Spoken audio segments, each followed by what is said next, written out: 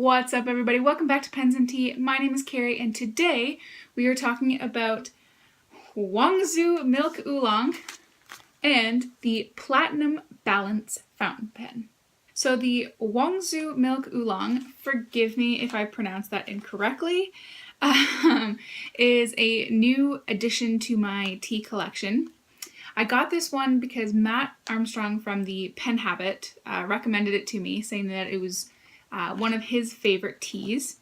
So I, made the plunge, I pulled the trigger, whatever you want to call it, I bought it. And I really dig it. It's a little subtle as far as it doesn't like punch you in the face with flavor or anything. But it's nice. I kind of like that because a lot of mine, if you've noticed, tend to be flavored with something. And this really isn't. I'll read you the description. It says, this ultra-rare oolong from the mountains of China is velvety smooth and lightly creamy with a subtle hint of orchid. The ingredients are Chinese oolong tea and natural flavoring. It doesn't really tell you what that natural flavoring is, but I like it. It does. It gives you kind of a creamy, milky sort of vibe. Without really having too many frills added on top. So they're just these little kind of black balls here that as you steep them, they unfurl into full leaves as they release their flavor, essentially. It's not the best smelling tea, but it definitely tastes good. Much like the lemon pound cake that I talked about in the Edison Nouveau Premiere video that I just did, which would have been last Friday. You have to put about a teaspoon or so into whatever it is you're using to steep your tea. About 185 degrees Fahrenheit for the water, or 85 degrees Celsius. You can push it probably with another 10 degrees hotter if you wanted to.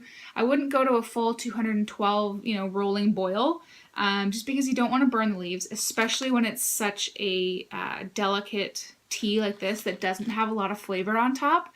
You'll really start to notice if you do burn those leaves. You let it steep for about 4 to 7 minutes. I prefer closer to 4 minutes for this tea. And it's a medium caffeine level. So it's not too bad as far as caffeine goes. But it's definitely going to have a little bit. So if you're like super, super caffeine sensitive, I wouldn't really recommend any oolong tea because I don't think there is a caffeine-free oolong tea. This tea is a little bit more expensive, and I think because of the ultra-rare oolong, for 50 grams, Canadian prices, it's $12.98. I got this bag for free because with David's Tea, obviously I buy a lot of David's Tea. They do have a rewards program where you can get a free 50 grams of tea once you reach like a certain amount of points. So this one for me, I reached those points, so I didn't pay for it, which is cool because I usually try and redeem the more expensive teas for free.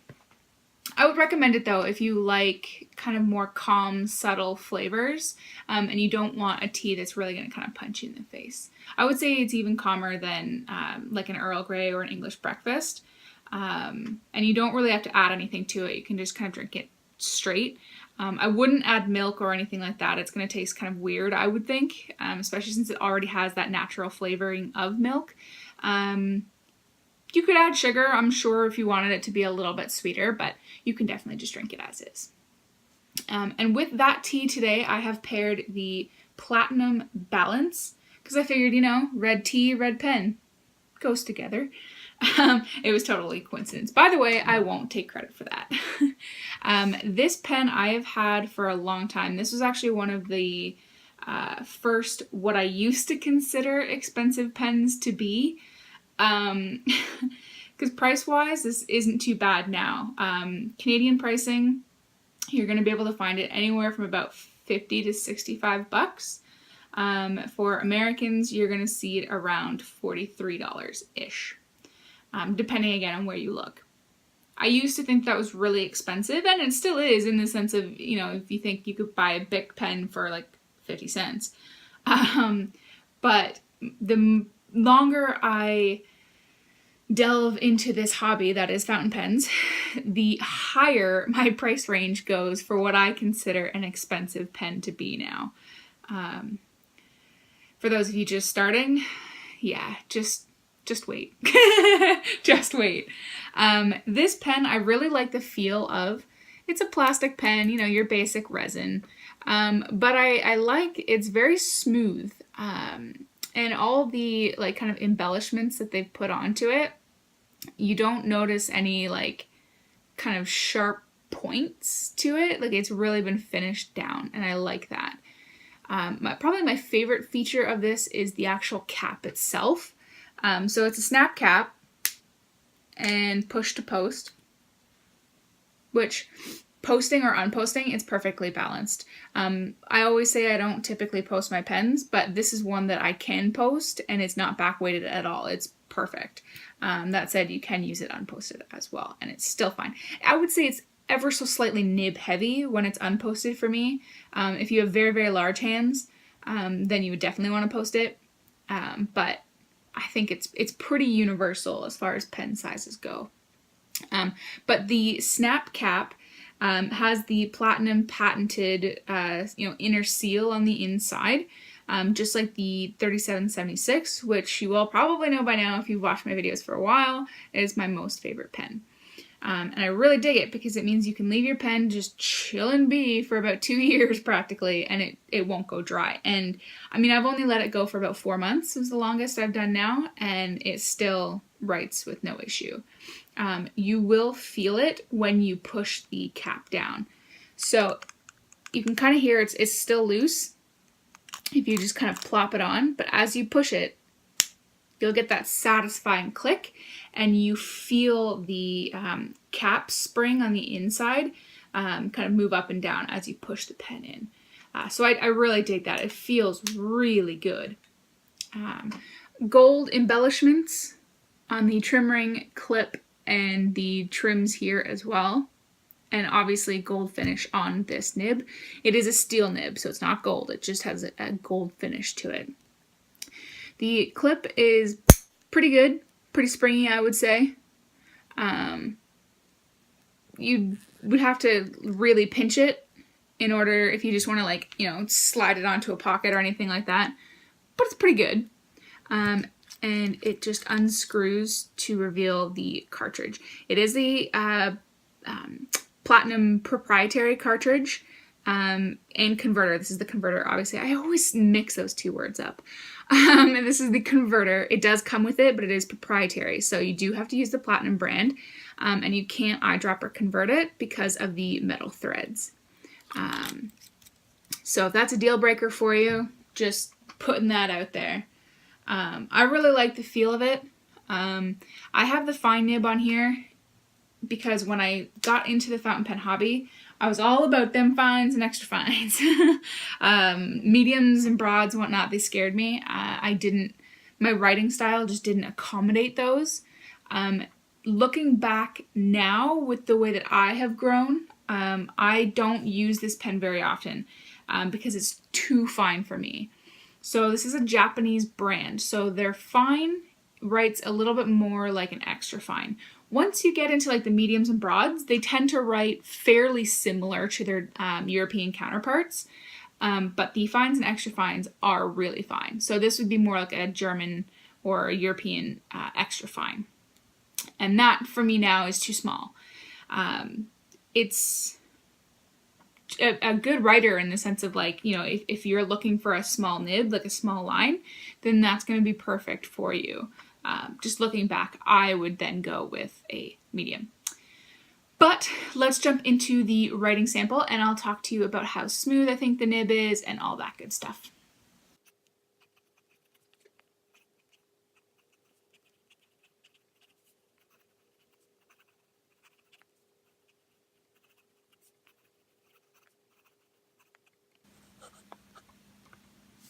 So this nib, for being as fine as it is fairly smooth.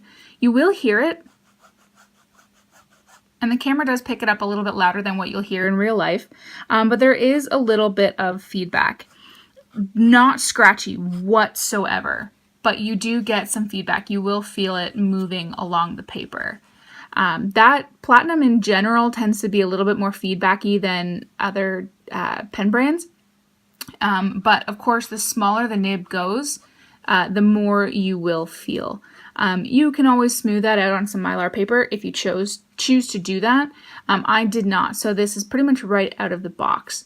But, you know, for being such a fine nib, it's fairly wet, and I'm impressed by that. Clairefontaine paper, by the way, and the ink is Diatramentis Red Roses. So it definitely doesn't spread. So the ink just kind of sits there and pools. This ink provides no shading whatsoever, really, so you're not going to see a whole lot of that, but, you know, you'll definitely get some. The surprise of the day for me with this nib is that you can get some line variation despite the fact that it is a steel nib. I wouldn't push it all the time, but, you know, when duty calls, you can definitely get it. And reverse writing, absolutely give it a go. It is very smooth to do reverse writing. Very, very smooth. I don't really see why you would super want to, because the line difference is not going to be dramatic. You know, you'll get a little bit less, but only because you'll get a little bit less ink put down than when you write normally. But you definitely can reverse write if you choose to. One thing I will say is that this is the gold finish. Towards the end of my tines here, and I'll try and get you a macro shot, the gold coloring is starting to wear off. Now, I've had this pen for a little over a year now. I don't use it all the time, but I would say I've had it inked up probably 20-25 times or so in that year, and it is starting to rub off. So if that really bothers you, you may want to find the Platinum Cool, which is the same pen but just kind of looks a little bit different, or the other colors for the Platinum Balance, and get the rhodium plated. I don't know if this is just a random defect of mine or if this happens to all of them, but it is starting to wear. So that's something to, you know, kind of be aware of. But like I said, as far as what it writes, it's very smooth. I like it. Like I said, it's a little bit small for me now. I would want a little bit beefier of a nib, but that's just personal preference. Really, it's great. I would absolutely recommend this pen to somebody, especially who's somebody who's relatively new. This would be a great pen to give to somebody else, because it looks amazing, it feels great, it writes reliably, and, you know, it's not super duper expensive when it comes to, like, you know, pen pricing and whatnot. And I think it's relatively classy, as far as, you know, it's not flashy, so, you know, if you go to school or work or anything like that, you can definitely use it. But yeah, so that's enough for me, guys, today. If you like this video, hit that thumbs up. If you haven't already, please hit that subscribe button. I make new videos every Monday and Friday. And as always, don't be afraid to leave any questions, comments, or concerns down in the comment section below. I try as best as I can to get to them as fast as I can. Some days, you know, I answer within a couple hours, some days it's minutes, some days it takes about a day or so. But either way, I will answer them. So guys, as always, I will see you next time. Bye.